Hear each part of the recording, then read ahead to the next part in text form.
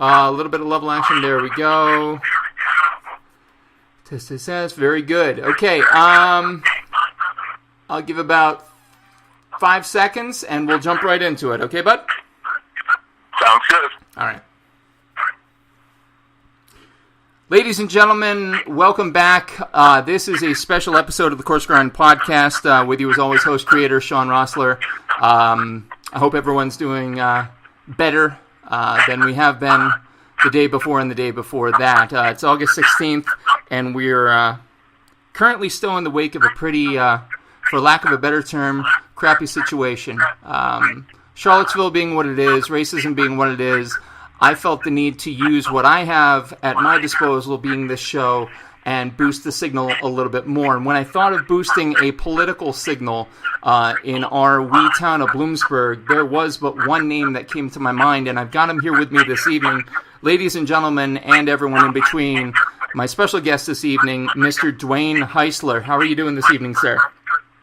I'm doing fine, Shawn. Thanks for that introduction. Yeah, absolutely. So I know that I would probably botch it, even though we used to play Dungeons and Dragons together way back in the day. But tell me and the listeners just who you are and what it is you're doing and why this matters to you so much right here and now. Okay, so I'm actually an elected official with the Democratic Party.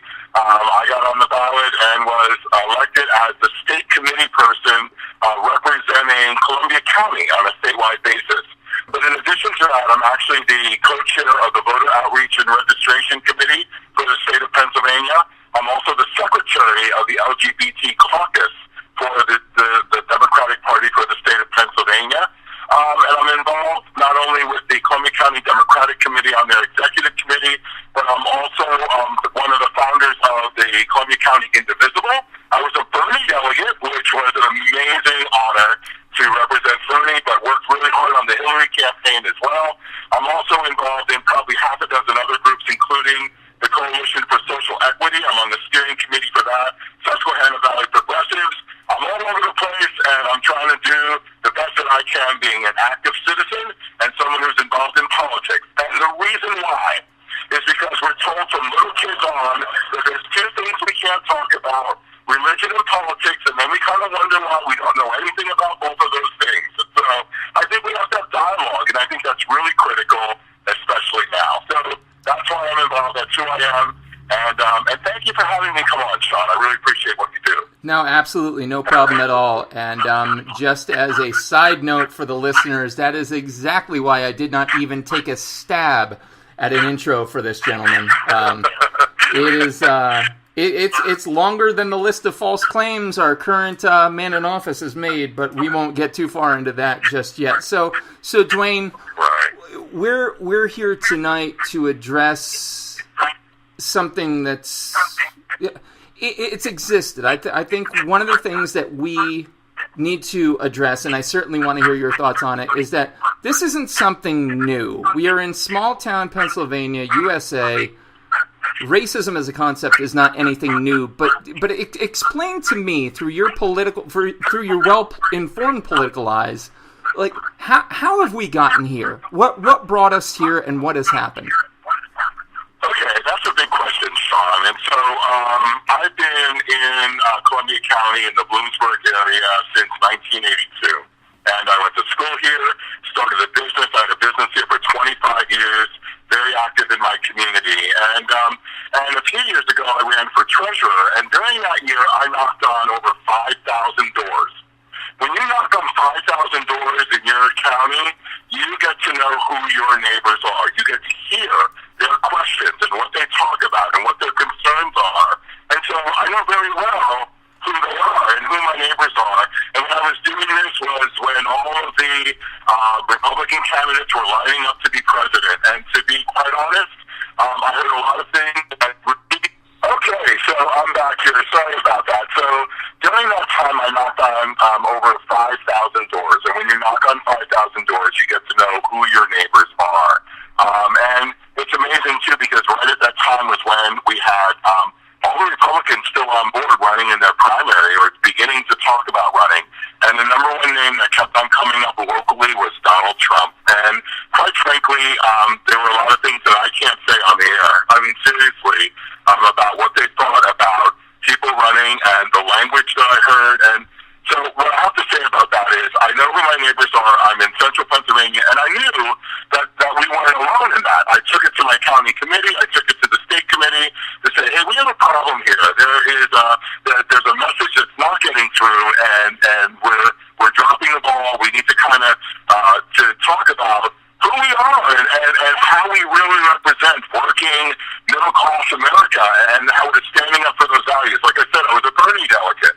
And so anyway, we're at a point right now, it's almost like every time you think that it can't get any worse, it really does. It does. And it does. And people have kind of lost their way. They forget that they're supposed to be doing this for the people, not for corporations, not for politicians who get to draw their own lines. That's gerrymandering. That's a whole other topic. But, it was what happened in Charlottesville is just it doesn't surprise me, and that speaks a lot to that's the sad part too. That someone as well educated as you in the art of the politic would be as stunned as you are. I mean, this has been, if we're to be fair, a slow boil, but there's been some adding of nitroglycerin to the pump at this point, wouldn't you say? I would. And so let me also talk locally and bring it local for us, Shawn. Sure. So Bloomsburg is, as you know, probably it is the most liberal place, the most progressive place in the whole county. It's a very small county, for those of you that aren't familiar with Columbia County, Pennsylvania, and Bloomsburg. But it's always been kind of this little island of progressive thought. We have the university here, and I love the town. I always have loved the town. But it's also a place where there's been cross burnings, where there's been people who have been wearing KKK hoods and harassing some. I mean, it's a place where people, there were several lesbians who were turned away getting a wedding dress here. They were denied public service. These things happen in this community, and to say that we don't have a problem with equality, and specifically with race, is an amazing disconnect. And this is not, and we're not alone in this. I know that we're not alone in this, and it kind of manifested itself with something that happened at our local radio station, WHLM. And so I found out that last Thursday, before what happened in Charlottesville, last Thursday, they interviewed an organizer for that event, for that Nazi alt-right white supremacist event down there, and they actually promoted it on the air. That's what this radio station did. And at that point, I started putting feelers out to the Coalition for Social Equity, saying, hey, I don't think this reflects our values as a community. We need to do something about this. And so that's when that started. And then, of course, we know what has happened in Charlottesville. Furthermore, one of the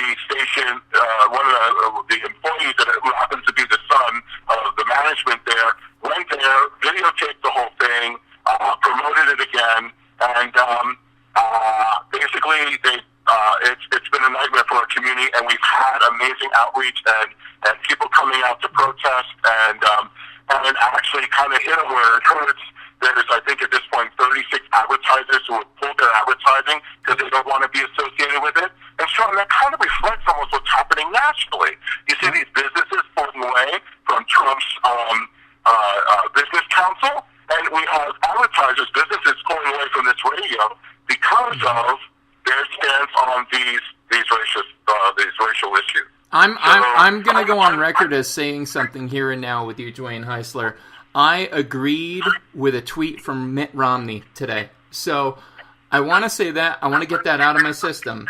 Okay. But I'm sure... What did he tell you? I didn't see it. I've been in meetings all day today. Oh, shoot. I got to bring it up. But basically, he illustrated the left and the right side of it appropriately. And I forget who it was, but somebody retweeted it and said, I can't believe I just retweeted Mitt Romney. So... You're absolutely right in that these seemingly formerly immovable objects are now coming over to the correct side. So let me ask you a figurative question, because I've heard this from the very, very small handful of people who I connect with who are actually supporters of the right side of the fence. When they come at you with the, well, it's just one bad apple, sympathizing angle with WHLM, what do you say to them, Dwayne? Well, see, that's really interesting, too, because that argument is being kind of manifested on the national scale, too. There are people saying, oh, well, even the president said, oh, not everyone there was a Nazi, not everyone there was this, and the idea that there's bad players on both sides and all that kind of thing. So kind of the question I have for that person is, so are you trying to justify these actions or these beliefs because there are so few? But, I mean, even beyond that, the way that they promoted this event was, if you saw their marketing materials, it included the flags and the symbols of all these organizations. So you can't tell me that if you were going to attend this event, you had no idea that there would be Nazis there. You can't tell me that you have no idea that there would be white supremacists there.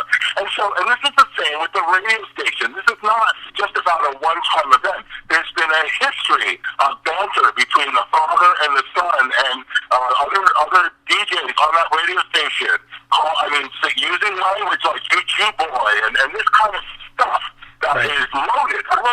And this has been going on for quite some time. And so, does it surprise me that WHON once again has inserted itself through its actions in a racist event? Not at all. Not a surprise.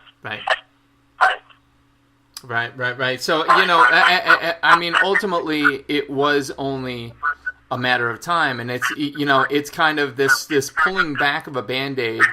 And, for as gnarly as it is overall, I mean, I fail to pick a better word at this point because it's just so overwhelming. I find the outpouring in the community, I mean, we can focus here again in Bloomsburg, very, very inspiring almost. Wouldn't you say, Dwayne? I would say so, Shawn. And here's something else to think about. I heard this recently, and it makes sense to me. I think that racism is almost like an addiction. It's almost like our community, for example, Shawn, and maybe America at large, is addicted to racism. And what I mean by that is, when we just said, the question earlier about, oh, well, it's just a few bad apples, that's a form of denial that there is a problem. Yep. And just like an addiction, you have to admit that there is a problem before you can even begin to address it. And all of these statements about, trying to minimize it or trying to place the blame elsewhere is just a distraction from the fact that we really have a serious problem. Absolutely. I actually quipped earlier today, I want to make racism the new Nickelback, and that's been received pretty positively in the community, Dwayne. So I just wanted to put that out there. So let's shift gears for a minute, because obviously, we're here in the community, and we have a vibe on that. Let's take it a little more nationally here, and let's speak specifically to the statue topic. So this has become almost like a secondary ripple in the storm of this. Give me your political take on the obsession with maintaining these statues. Yeah, so this is really tough, and I think that communities have to have a dialogue and a conversation about this. And one of the things to look at, and I heard a report on this too, was about when were these statues erected, and it seemed to happen during specific times, like they happened during the height of the Jim Crow years, or they happened right in the 1960s, kind of as a backlash. And when did this occur? When did these things happen, and what do they mean? And I certainly don't have all the answers. I don't know that anyone does, but we have to talk about it. The fact of the matter is that, I heard one woman interviewed about no matter where she is in the city, the slave master is looking over her with her eyes from up above, down on. I couldn't imagine that, and we're kind of unique here in the United States. Most often you don't get the losers of a war actually being paid homage to.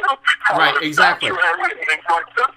And that's kind of interesting. There was one discussion that I thought, I kind of have to think about it some more, Shawn. I'm not quite there yet with how I feel about it, but they talked about, well, maybe these statues maybe belong in museums, as part of our history, physically as part of our history and not out in a public space where it is constantly a reminder of things like slavery, I agree. And I mean, that's not something you and I could possibly understand. This is for others to understand. And, for a side of the aisle, I'll be kind there in my description, for a side of the aisle that's so hard-pressed against, just giving and participation trophies, wouldn't the Confederate statues qualify as participation trophies, really, at the end of the day? Well, that's certainly a way that some people look at it. And, Shawn, here's the thing. When you talk about a statue like this, there are those people that are going to believe that statue symbolizes our heritage. There will be those people who believe that, right? Mm-hmm. But then there's also those people who believe and know that it's not that for them. It's something else for them. And that's the problem. Right. That's the problem right there. And so I think that this is something, like I said, that I believe maybe it does. I'm kind of leaning towards it does belong in a museum because and they're also becoming a point of conflict now too. So we had a situation last year, Shawn, as I'm sure you're aware, where someone flew a Nazi flag, right? We have Confederate flags all the time. We had a Nazi flag at the Bloomsburg Fair, and it took a little bit of digging to get into the fair board to address it, to make sure that those people were asked to take it down, and then they were physically removed. But it seems like they were only willing to be removed when I did a little bit of research, and we found out that the guy was actually also a child molester. And I was like, okay, so you're okay with this freedom of speech with a Nazi flag. How do you feel about letting a child molester, a convicted child molester, in on the fairgrounds for, that's his family fun? That was a little bit too much for the fair board, and they sent him packing. Absolutely. That is, as soon as that fact came out about him, that was like, your horse won the race, but then the one you picked to come in second got it too. I was like, oh my God, this doesn't get any better right now. But the problem was that it should have been enough to stand on its own. Absolutely, I agree. It should have been enough to stand on its own, and it wasn't. But we're in a different world now. That was a year ago. A lot has happened in the last year, 3 months, 3 weeks, 3 days, right? And so it's a different world now. And so I'm wondering what would happen if that Nazi flag were to show up this year. But that's coming in a few weeks here. This year at the Bloomsburg Fair. And I have another question. Are we still okay with Confederate flags being all over the fairgrounds? Are we still okay with that? And I think that's a question that we should probably ask of the fair board. Because I'm telling you, it's a point of conflict. What possible, the fair is supposed to be a fun place for our community, a celebration of our community. Right. A place where I'm more concerned about funnel cake and apple dumplings, and it's a true farm show, too, where you can see all these animals, and there's rides, and family goes, and, it's amazing. The town swells to 3 times its size. Are we really showing the best of ourselves with Confederate flags flying around our fairground? Well, let's be fair. If we're going to cut them down for the fair, we got to cut them down for Monster Truck Weekend, and that's going to be a bigger effort. Oh, that's a heavy lift now. So, yeah, I couldn't agree with you more.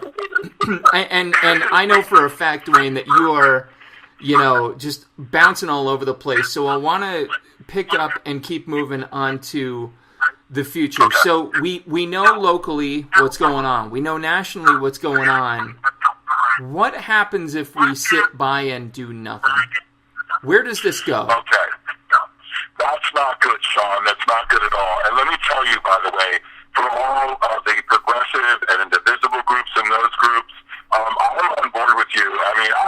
This is where I'm coming. I'm coming from an indivisible meeting right now, one that I helped to form. And I'm telling you that the ultimate protest, the ultimate statement, is voting. It does you no good if you don't vote. And I really don't want to hear about how, it's not political, it's about this, it's about that. Everything that you do, you hear the statement that all politics is local. I tell you that everything local is political. Everything from when your trash gets picked up to what your kids are learning in school to where you're able to park your car to if you're going to be kicked out of a restaurant because of a person that you love or refuse services like at a bridal shop or a bakery. It's about that. And so if you don't participate, Martin Luther King said, it is not the people, it's not your enemies that you're going to remember. It's going to be the people who stood by the sidelines, your allies who did nothing and said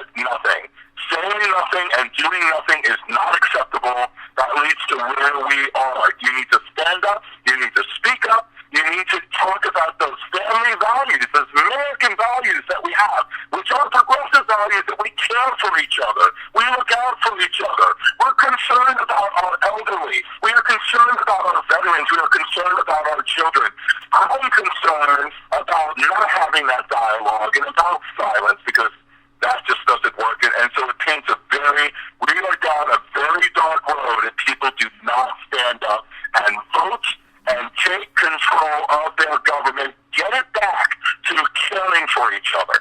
All right. So Dwayne Downer, that's obviously the bad side. And that's assuming we do nothing. Now, we know damn well, based on the last 24 hours, really, because that's when I saw you last, we can do something. We should do something. What can we do to smash this where it belongs? This is really important, Shawn, because a lot of people have become politically active since this last election, and they've been asking that question: what can I do? How can I get involved? How can I get plugged in, right? And so I know that we're working locally on a group called The Hub, and The Hub is a distribution point, kind of one-stop shopping for progressive thought in our area. And it's a place where we can find out about different organizations that exist and how we might be able to plug in, because honestly, Shawn, you need to be able to do those things that you enjoy doing, those things that you're comfortable doing, to kind of get, because if you're not doing those things, then you're going to burn out very quickly.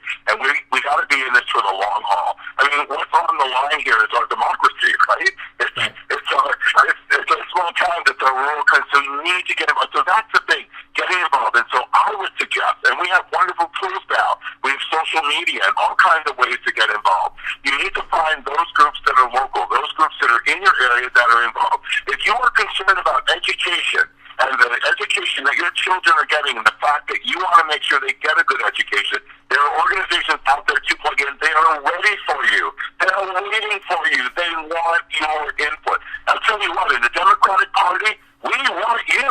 We want progressives to be in the Democratic Party. The largest caucus of the Democratic Party is the Progressive Caucus. In fact, we have five resolutions coming up in 2 weeks, or in a few weeks, at the Democratic State Committee. One is about making sure the internet is open to everyone. Another one is about making a commitment to have women run for office, a financial commitment to help women. They represent over half of our country, and they represent a small amount. We need more women to run for office. There's things like we want to legalize marijuana use. These are all progressive ideas that are being introduced through the Women's Caucus and through the Progressive Caucus, fair districts with gerrymandering, through the Progressive Party. You need to show up. I'll tell you what, from coast to coast, there are empty spots on Democratic committees locally. There's also on Republicans, too, because people are disengaged. They're not involved. You can make a difference. You just have to reach out. And if anyone wants to get in touch with me, I can direct you. It's Dwayne Heisler at gmail.com. I'll be happy to direct you wherever I can, wherever you are, to get in touch and to do something. Now's your chance. Now's when your voice can be heard so you can make a difference in your community for your family. You heard it here, people. I typically map out a beautiful outro, but I'm not going to, because that is literally all that needs to be said. Get involved, get aware, get awake. Important things are happening. Dwayne Heisler, thank you for being here this evening. Again, that was, you're at Dwayne Heisler on Twitter? Yes, it's at Dwayne Heisler on Twitter or Dwayne Heisler at gmail.com. All right, awesome. And yeah, we can certainly find you. I'm going to hurry up, publish this show, and get it out tonight so that everybody can listen, everybody can get involved. Dwayne, I can't thank you enough, buddy. I appreciate it more than you know. Shawn, thank you for the work that you're doing. It's important to reach people, reach real people in their homes, in their communities, so that they have some hope for where we're going. You got it, man. You got it, man. Ladies and gentlemen, this has been the special episode of the Coarse Podcast. We'll be picking up with episode 61 next time. Stay tuned.